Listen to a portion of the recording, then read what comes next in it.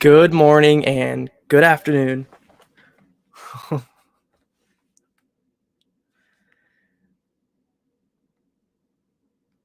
One second. There's a little bit of an echo here.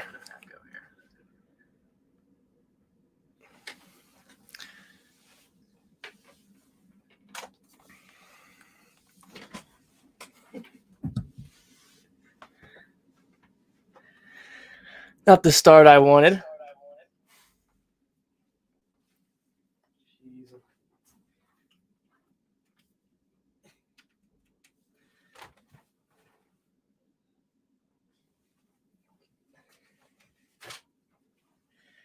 All right. Welcome back to DCTV. Yikes. What a this is why we do it live. What a mess. Anyways, week 3 picks and predictions. We are off to a hot start to the year.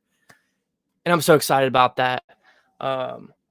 Unfortunately, right now, Courtnie will not be joining us today, but I still have her picks, her plays, and her predictions, so we're going to be going over that as well. You guys see the picks right below my name, 21-11 through the first 2 weeks of the year. That's pretty good. I got to give myself props on that one. Courtnie had a bounce back week, 17-15. I think I went 12-4, and she went 11-5. So if you guys aren't tailing our bets, you might want to consider doing that starting this week because you're missing out on some money or just some good predictions.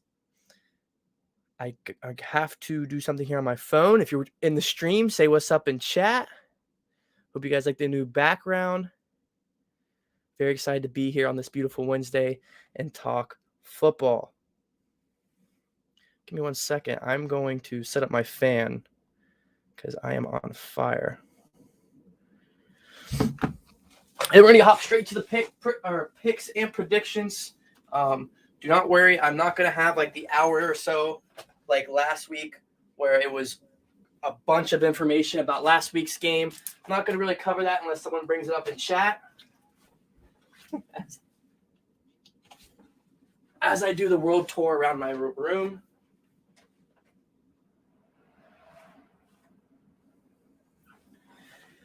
All right. How's everybody's Wednesday? Let me know in the comment section if you tailed my bets or if you're against my bets and why. I know last week we had a few people commenting about, I believe it was the Browns-Steelers game. My original pick was, I believe, the Browns, but then I ended up going with the Steelers, which is good because I had a money line on Monday night. I had the Steelers and was it the Raiders? Whatever the other game was, I had a parlay between those two teams and I won. Don't hit me. So yeah, I mean, I'm doing good so far. A little bit has to do with luck, a little bit has to do with research, a little bit just has to do with a little bit of the knowledge I have in the NFL.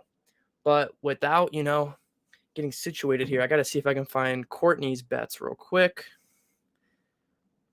She will be back next week for all those wondering. She has some business to attend to when it comes to sports reporting. So let's start with Thursday night football tomorrow. Giants at 49ers. And boy, is this looking like it might get ugly. I don't know who's on the Giants without Saquon. If that happens to be you, let me know because I would be really intrigued to hear your argument. The 49ers look like the best team in the National Football League through the first 2 weeks of the season. And you're going up against the Giants who don't have their basically 90% of their offense in Saquon Barkley. This is a high confidence pick. I'm going to start putting in my confidence level of my picks. I'm going to do low, medium, or high. So you can kind of get a feel of if you are tailing my bets, which ones I'm more confident in versus the others. So hopefully that will help. I'm considering starting to do some lock of the weeks, like my favorite upset lock of the week. Considering doing that. If you want to see little things like that, let me know, or player props. But I'm trying to do some research here. So Giants at 49ers. Other than the Saquon's out and the 49ers look like the best team in football, I really don't know what else to touch up on this one. Let's see.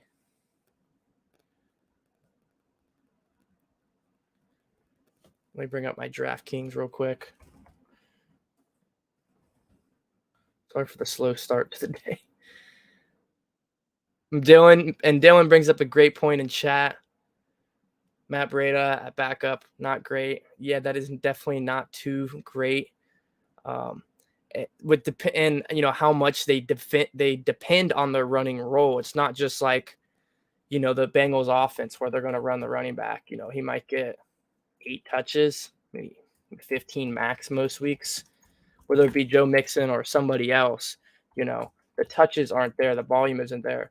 But when this Giants offense, I mean, they run through Saquon or whoever is at running back, which is why I think it's so idiotic that they paid Daniel Jones over Saquon. I get the running back market tells you not to pay your running backs, but at the end of the day, are you really going to pay Daniel Dimes over Saquon? I'm not going to. The line right now sits at 10 points. I do not play the spread very often. I'm a money line guy, so I'll definitely have this as a parlay piece with my 49ers money line sitting at 550. And let's head into the next one. Oh, Courtney's pick is also the 49ers, so we agree on that one. Now getting into the 1 o'clock games, we have Titans at Cleveland. Boy, I don't really know what to start. If you're a Browns fan, I am so sorry for your loss. Although I'm a Bengals fan, Nick Chubb is a beast, and he's a joy to watch, whether he's playing my Bengals or not. And I'm so sorry about that. I know you guys picked up Kareem Hunt to help with the other back that was thrown in there. I can't think of his name right now, but similar to the Giants with Saquon, being majority of their offense, it's the same with the Browns and Nick Chubb. Kevin Stefanski puts his rushing game first and then play action off of that. Other than that, my other notes is Watson still looks mediocre. I'm still waiting for the Deshaun Watson Browns club to show me some footage of Deshaun Watson back in his Houston Texan form, because I'm not buying it and I'm not seeing it, and I haven't yet. So with Watson still looking mediocre and them losing Nick Chubb, give me the Titans going into Cleveland getting the win. This is a high confidence pick for myself. We checked the line here. I mean, Titans are plus 3.5. I think that's a no-brainer. I'm just going to money line it. Give me plus 142.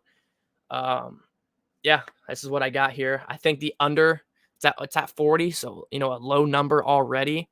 But who knows what this Browns offense is going to look like. And this Titans offense hasn't looked great themselves. This is more of what the Browns are destroying themselves than it is the Titans looking very good. So.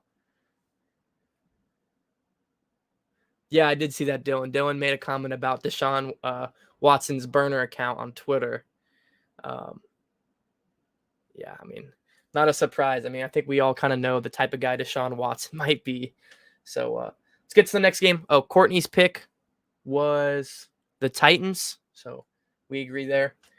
Falcons at Lions. This is a low confidence to about a medium pick for me. I'm going to go with the Lions, the home team. But I would not be surprised if you choose the Falcons. The line set, Falcons plus 3. You can get them at money line for plus 140, or you can get the Lions as a favorite 166.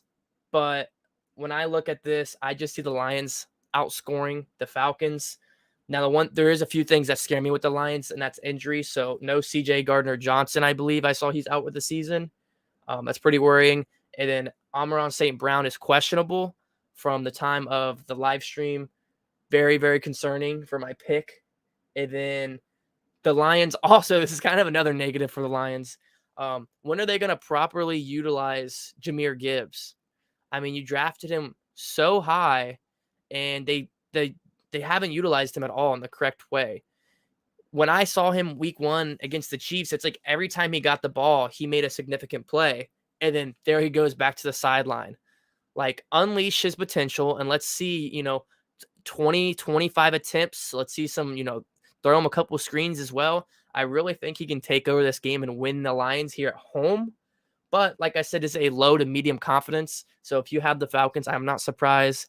And Courtney said she picks the Lions. She wants to pick the Falcons, but her gut is telling her Detroit. So, and like I just said, Dylan commented, potential Gibbs breakout game with most. Montgomery being injured. I saw that. I don't know. Did they roll him out last I saw was questionable. But, I mean, yeah, that's why I'm going to stick with the Lions, but I'm not very confident about it. Moving into the next one, we have Saints in Green Bay taking on the Packers with a hot 2-0 start to the season. And this is probably my lowest confidence pick of the week. I'm going to go with the Saints on the road to get the win. But once again, this is a low confidence pick for me. At the end of the day, I just think Derek Carr is the better quarterback than Jordan Love. And last time I checked, Aaron Jones and Christian Watson are questionable. This is the best defense that Jordan Love has faced in this season, his career, whatever you want to call it, so far, at least for this year. And if he wins this one, I'm going to go into consideration through the rest of the season because I think I'm 0-2 on Packers picks because I've been fading them. I'm going to continue to fade. But once again, this is probably my lowest confidence pick of the week. For some reason, I'm just feeling like the Saints can pull this off with Derek Carr and the nasty defense they have. Get Jordan Love under pressure. He's out a couple guys. I believe they might even have some offensive linemen hurt as well. A lot of red flags there for me. I'm going to stick with my gut. The Saints, I understand if you're seeing the other side. That it is looking like the lines for that game at the time of this recording. It's near a pick 'em. Packers are favored by 2 points. So the next game. Oh, Courtnie's pick. She is going with the Packers. So we disagree on that one. Next pick, Broncos heading to Miami to take on the Dolphins. This is a medium to high confidence pick for me, and that's going to be with the Dolphins. They just look, like a top 5 team in the National Football League right now. They've looked so good. That offense has been on fire. They've proved that they can throw the heck out of the ball, and they proved that they can run the ball as well. The Broncos, I think the Sean Payton, Russell Wilson thing is a bit of a bust. Hot take, maybe too early to call this early in the year, but I'm saying it right now. I think it's a bit questionable with how that offense looks. They shouldn't have. They blew that lead. I believe it was the Commanders this last week, and then, scraped themselves back into the game. I believe it was a Hail Mary in the end zone, and then couldn't even get the 2-point conversion. I don't understand how you lose that game if you have a Hall of Fame coach and a Hall of Fame quarterback. How do you lose that game? So I'm going to fade the Broncos here. Medium to high confidence pick. Give me the Dolphins. And Courtney is also going to go with the Dolphins. Dylan in the chat said, Waddle potentially out this game. I did not know that. Tyreek can get locked up. I think they could possibly pull off the upset. I doubt it, but I did not know that Waddle was out for this game, but nonetheless, I still think the Dolphins can run the ball as well. The lines for that game is looking like, so Dolphins are just under a touchdown favorite, minus 270 money line. So some consideration there. 1 second, guys. I'm going to post on my social media real quick, which, if you haven't already, subscribe to the channel and follow us on our socials so you stay up to date on all our information and everything going on. Just going to post the socials real quick.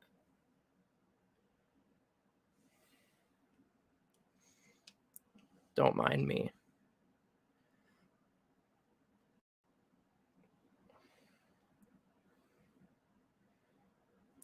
All right, next pick. I'm trying to fly through these this week since I don't have my co-host.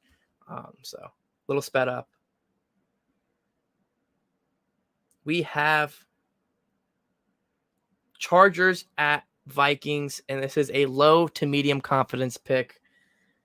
Look, it's a matchup between two teams that shoulda, coulda, woulda won some games this year. Both these teams have just lost games they shouldn't have, to be pretty brief. The Vikings should have won that game against the Bucs. I think Kirk Cousins had like 3 fumbles, a special teams fumble. They had like 3 or 4 turnovers, and they still should have won that game.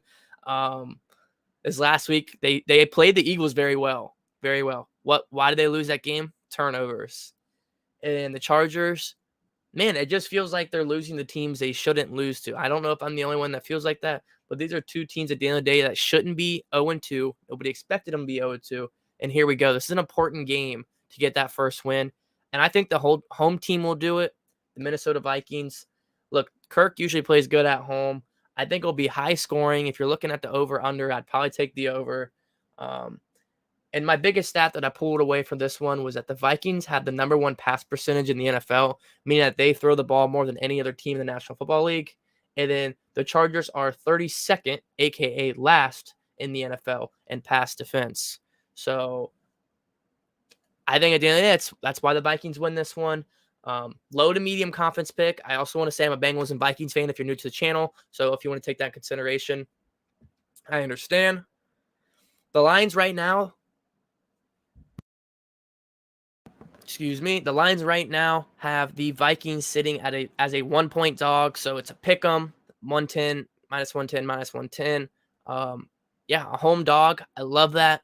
And now that I see the over-under, it's 54. It's a lot of points, but I would still consider the over. I think these are two defenses. Dylan said in the chat, Braden Stanley is not a good coach. I know a lot of people are saying if the Vikings win this one, they will probably be calling for his job, which, is interesting to think about. But if there's one thing that I know, it's that this Chargers team is very, very talented, and they should probably have more wins than what they do right now. Moving on to my next pick. Oh, wait, Courtney's pick. See, Courtney's got to be here. I'm going to start forgetting her picks. So she has the Dolphins in the last game, and she has the Chargers, and then says, this is my last time picking them if they lose. So she's rode with the Chargers these first 2 weeks. They've burnt her. This is her last time picking them if they lose. So that's what she said on this one. Next up, we have the Patriots traveling to New York, a.k.a. New Jersey, take on the Jets. Very high confidence pick here. I mean, the Patriots, I don't understand this line at all. I mean, the Patriots are only a 3-point favorite. I get it. They haven't looked great. You could consider Mac Jones a whatever quarterback, a top 20, 25, 15, bottom 10, whatever. At the end of the day, it's Zach Wilson, and he just doesn't look good in that offense. He's got some decent weapons. My fantasy team for my money league, I had a New York Jets stack between Rodgers and Wilson. That I'm hurting right now. It's hurting in my heart right now. Can't lie. But I think the Patriots should get this one done rather easy. I mean, Bill Belichick's defense over Zach Wilson, just sounds like a nightmare. Don't get me wrong, that Jets defense looks like a top 5, top 10 defense in the National Football League. Got some stats here. The Jets haven't beat the Patriots since 2015. I'm going to give a few seconds here. Let me know what quarterback in 2015 was for the Jets, a.k.a. the last time they beat the Patriots. Who was the quarterback? If you got to pause the video if you're watching this post live, let me know in the comment section if you get it right. If you guessed Fitzmagic, you are correct. Fitzmagic was the last quarterback in a Jets uniform to beat the Patriots, which also means 14 straight wins for the Patriots. I think you could pair up Patriots money line, or if you want the points, and then the under as well. I don't know what the under is. Let's see. It's probably really low. 36.5. But I think money line 142 for New England at the time of this recording. I mean, that's a no-brainer to me. So if I had a lock of the week or whatever, this would be it. I love where this line sits. Dylan, you guessed it right. Fitzpatrick, man. Once I saw, I was already sold on the Patriots, but once I saw the stats, I was like, there's no way. Courtney also is taking the Patriots in this one. Another high confidence pick for me, Bills at Commanders. Give me the Bills. Josh Allen had a terrible week 1 and looked great last week. I mean, he had a phenomenal performance, a great way to bounce back. And I think that continues into this week. Commanders, they should. I don't want to say they should have beat the Giants, because I just said the Giants should have won that game last week. But, I mean, they look good in moments. The defense is good. The The big question mark is obviously the offense. I just don't think they can compete and score with the Bills. I don't really have any stats for this one because I think it's kind of obvious. I mean, it's only a 6.5 point line, so a touchdown favorite for the Bills, minus 290 favorite. I think this is another parlay money line for me. 44 points is the number. I would probably take the over if I was playing it. I probably won't touch it, but easy pick for me. The Bills, high confidence. Courtnie says the same. She's also riding with Buffalo. Texans at Jags. I would say this is a medium to high confidence pick for me, and it's going to be the Jags. I got a few notes here. Outside Nico Collins, who's really helped CJ Stroud in this offense? Somebody let me know in the comment section because I haven't seen much. Dameon Pierce, what a disappointment. I mean, he was supposed to be, getting a ton of touches and having a monster performance. And wow, I mean, just a big letdown to help or not help your rookie quarterback, which is upsetting to see. I think Calvin Ridley, I don't know if he said he was questionable or not. I don't even know if he is hurt, but if he's playing, I don't know where I got that from him. I'm just making this up. I think he's set to have a big game, in my opinion. But yeah, this one's pretty easy for me. It's going to be the Jags, medium to high confidence. If I look at the Jags are 9.5 point favorites here, I would definitely not touch that. I think that CJ Stroud can compete. I don't know if this will be a 10-point blowout because, to be honest, Jacksonville's offense hasn't looked great so far. Minus 410. Probably won't touch this game, although I believe the Jags will get the win, and Courtnie agrees with me on this one. Colts at Ravens. This is a medium confidence pick for me, and I'm going to go with the Ravens. So Anthony Richardson, by the time this recording, is going through concussion protocol, which means he's questionable, I believe. But even if he was playing, he can't beat the Ravens by himself. I think Anthony Richardson is the best quarterback in this class, but he has no Jonathan Taylor. I don't even know who's in their backfield. Was it Zach Moss or somebody? I mean, they have so many injuries, even the guys that were behind Jonathan Taylor. They're just picking up the who's for the backfield. And I will say this when it comes to the line. If Richardson's playing, they were over touchdown dogs, 7.5 dogs. I would consider them to cover. I think the Ravens and Lamar have looked good, but they have a ton of injuries. I think Mark Andrews is still good to go after playing this last week. So my bet's the Ravens, but I'm not very confident in a blowout win unless Richardson isn't playing, which obviously is going to be into consideration for anyone betting or looking into this game. Courtnie has the Ravens here. Got Panthers at Seahawks. It's a low confidence pick for me. I know there's definitely people I know that have a more medium to high confidence pick on this, but for me, the Seahawks, I can't get a good read on them, although I'm going to pick them here. Low to medium confidence pick. I just think Bryce Young struggles against Pete Carroll and Seattle. The 12 men, although they've been pretty quiet these past few years. Also, another thing I saw was Shaq Thompson is out for the Panthers defense. That's a pretty big blow. I really don't have much here for this one either. It's low confidence. I probably won't be touching this game, but if I had to, I would just money line the Seahawks. And right now, that is looking at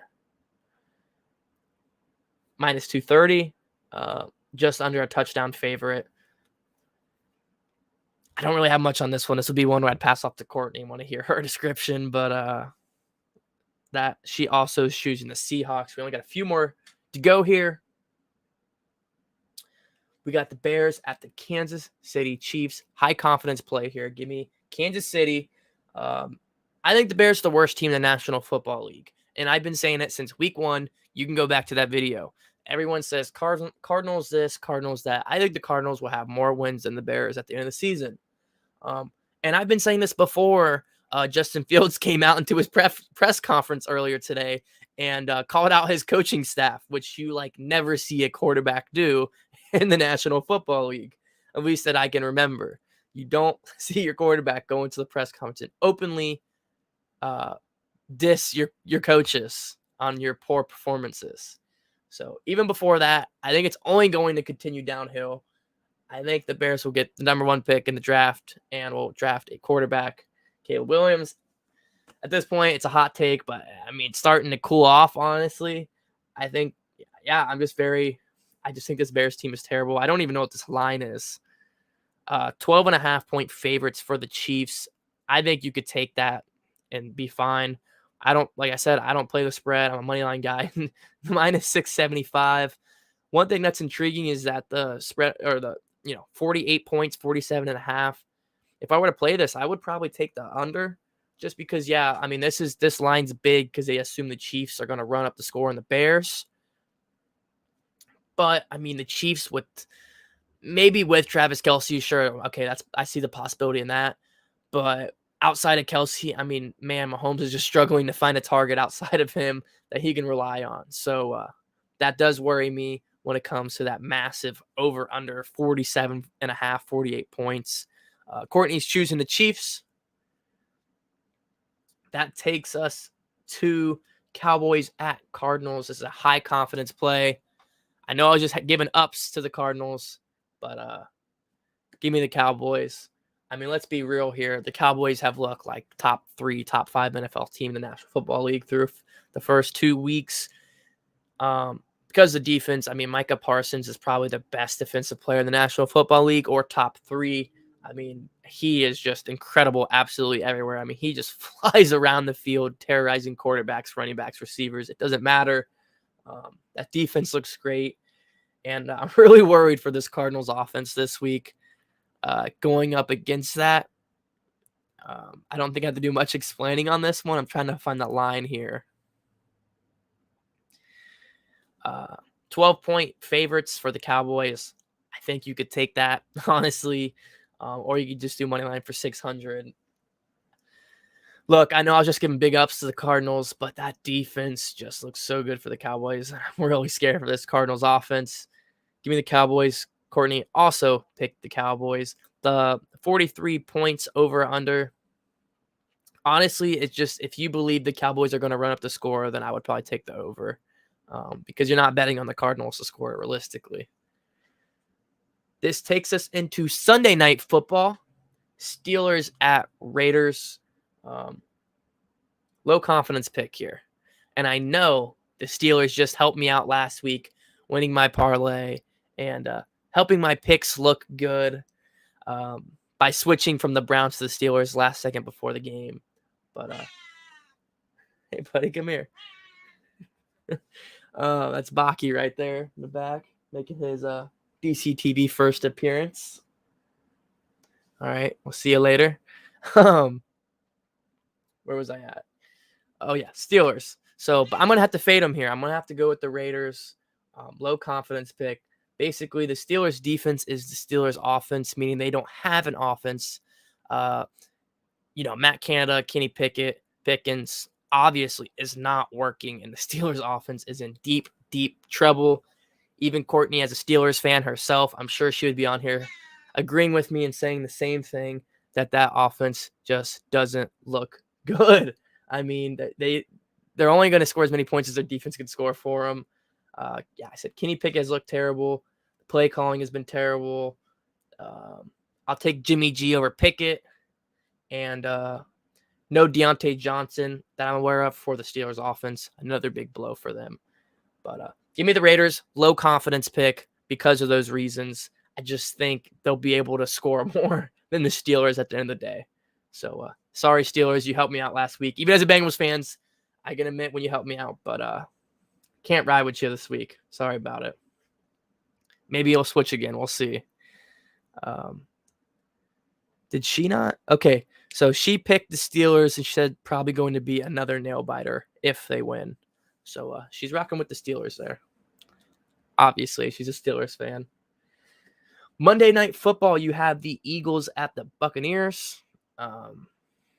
Low to medium confidence here, and I'm sure a ton of people have high confidence plays on this. Not me. I like the Eagles, but not by much. The Buccaneers have just played, 1-2 games to start the year that I don't think anyone expected them to win. Baker has done Baker-like things, and I think he keeps this one competitive. I still think the Eagles win. I just don't think it's going to be the blowout that everyone thinks. I mean, all these primetime games, man, they've been very, very ugly. I mean, I don't know who's watched these primetime games outside of the Dallas game, and they've all been ugly. So give me the Eagles low to medium confidence pick. Let's see the plays here. 4.5-point favorites, 205 money line for the Eagles. And this is in Tampa, so take it how you will. I don't know if I would. I thought the spread was going to be a little wider, to be honest. I thought it was going to be about a touchdown favorite for the Eagles. And then I would say, I think you could sprinkle the Buccaneers to cover. 4.5, I don't know about that. That's not that many points in my opinion. So I think the Eagles get it done on Monday, but I think the Buccaneers shock some people and still look pretty good.